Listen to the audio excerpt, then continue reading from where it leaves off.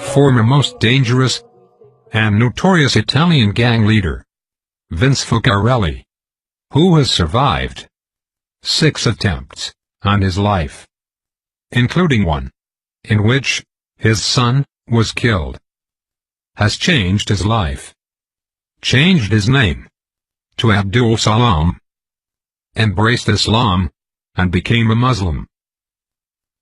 Vince Focarelli, who has opened a restaurant in Carrington Street, has revealed how he has got his life back on track. He is now feeding the homeless and donating to the needy. Abdel Salam was the reason that too many people convert to Islam, and he is the reason that his Muslim friends became more devout.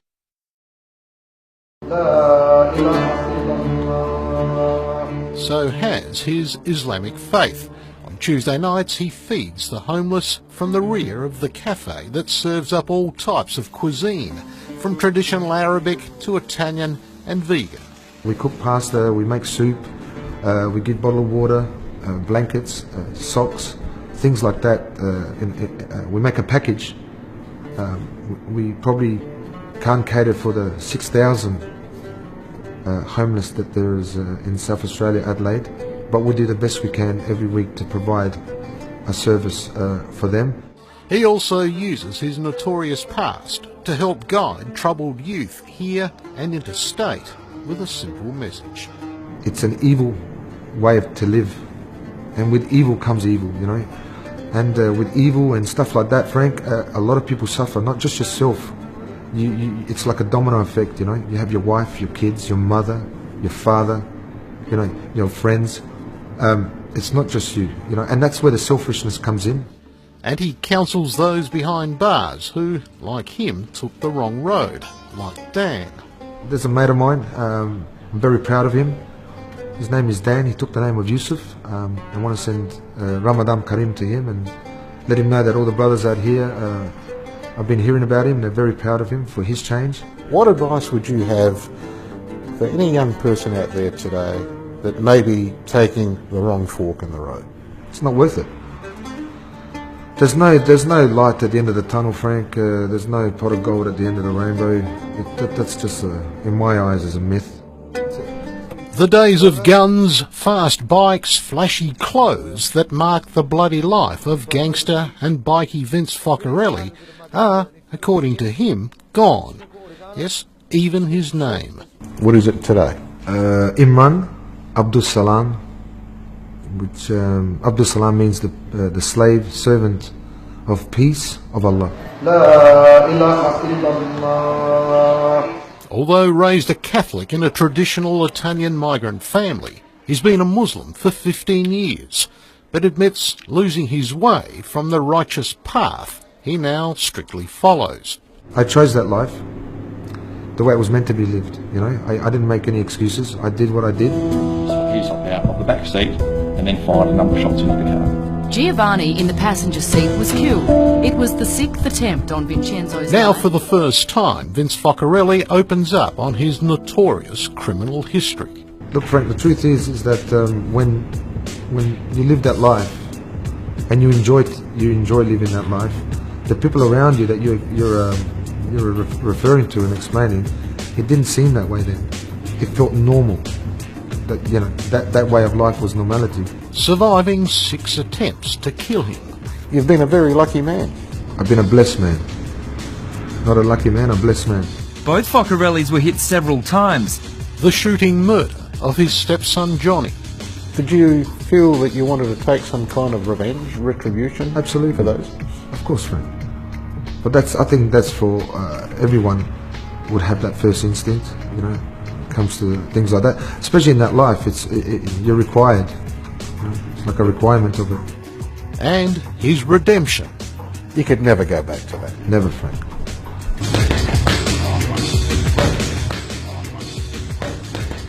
And says a combination of his Italian background and the Hollywood gangster mythology saw him take the wrong road. You know, I'm not embarrassed to admit it. It did, yeah. It influenced me in a big way. It led him to motorcycle gangs like the Hells Angels, the Comancheros, and then his own New Boys gang, setting up office in a tattoo parlour where violent rivalries often spilled into Hindley Street. Do you think at the time perhaps it was a rather selfish road to lead? Without a doubt. Anyone that lives that life, you know, I mean, it's up to between them and Allah to change, but that's not a life to live. You wouldn't, you know, I was educating and pretty much promoting that sort of lifestyle, recruiting, and you know, and I feel very silly, very ashamed. I have, to a degree, I don't think much of it because that was my journey. He won't talk about the gangs in any detail, nor why they wanted him dead. 2 Hells Angels associates blew themselves up trying to deliver a bomb to his home. Were you living in fear yourself after all that?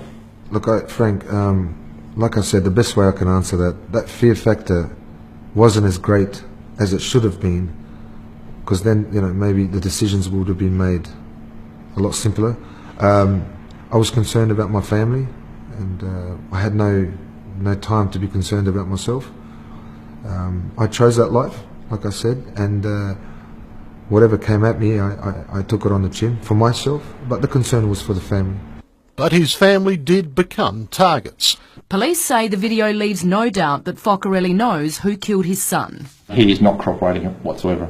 While sitting in a car, Vince and his stepson Johnny were hit by a hail of bullets. Very sad, and very concerning that he wouldn't die, that I'll make it to the hospital. Were you telling him that while you were in the car? Was he conscious or? I was telling myself that it was okay, that he's just unconscious and everything will be okay. And I was talking to him, obviously, and I didn't want to believe that that was it. Johnny was dead by the time the ambulance reached them. Vince was badly wounded. Was that the sort of turning point in your life, you think? No. It wasn't? I have to answer you honestly, Frank. I was very angry and, you know, and frustrated at the situation. Did you have feelings of revenge? Yes. Absolutely. On his release from hospital, Vince was arrested. He wound up in solitary confinement in Yatla's G Division. It was to be his road to Damascus moment. I started reading the Quran, and a lot of things spoke to me in regards to my life. You know, you can't delay it, or you can't prolong death, but everything is written. Allah has written it. When I read this, I remember getting very emotional, Frank, and realizing then and then that no matter what, even whether I was a gangster or not gangster, you know, my son had to die that day. And the man that shot and killed Johnny, you have a sense of forgiveness for? Absolutely, Frank. I believe strongly in this religion, and it's because of this religion that I am able to forgive the man that has shot my son. It hasn't been an easy road for that, I can tell you, but I'm there. Do you walk down the street having to look over your shoulder? No, not at all, Frank. If anyone wants to harm me or anything like that, I mean, at the end of the day, that's their choice. I'm good. I'm free from everything. I'm enjoying my life. I don't feel scared, and that's not being arrogant. I'm strong with my faith, and I fear Allah. The ongoing legacy of Vince Focarelli's story shows the power of Islam that managed to change him from being a gang leader to an excellent example of a truthful, generous, and an honest man. May God protect him, guide him, and strengthen his faith. Allah is more exalted than heaven and earth. His treasure more important than the greatest of the war.